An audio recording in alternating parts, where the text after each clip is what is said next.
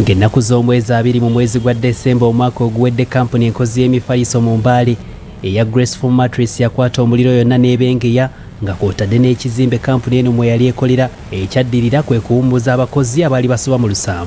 Okusinziira ku mubaka wa pulezidenti mu bitundu bya Mbale John Rex Akila agamba ekibamba kino kyagwawo nga mpaawo yeetegese era bw'atyo n'asaba minisitule ekola ku bibamba n'ebigwa bitalaze okudduukirira abantu bano n'obuyambi bw'ensimbi kuba kati tebakyalina na kyakulya. But whenever there is disaster in the family, there is nobody who is happy about it.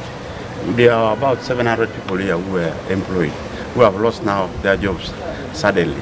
We also expect that the government will have to make a mention of that and be able to comfort these Ugandans who have lost their jobs in just only a minute of time. Olwaleero minisita avunaanyizibwa ku tekinologiya n'obuyiiya Dr. Monica Musenero alambudde kampuni eno okulaba embeera gy'erimu okuva lwe yakwata omuliro n'okusalira awamu amagezi ku kiki ekirina okukolebwa okusobola okwewala ebibamba nga bino.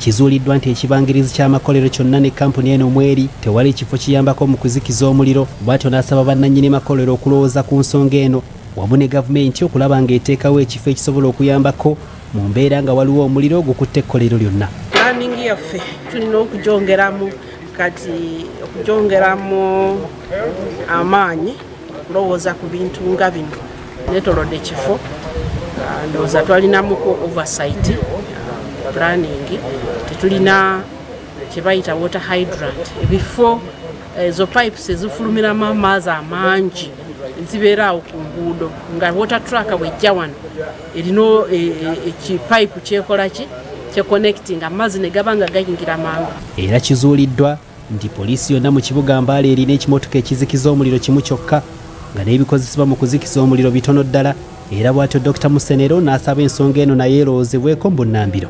Baŋŋamba nti waliwo wa fire truck emu eyali ekola, endala zaalina kuva Soroti na Tororo, kati awo obudde omuliro guba gusaasaanye nnyo.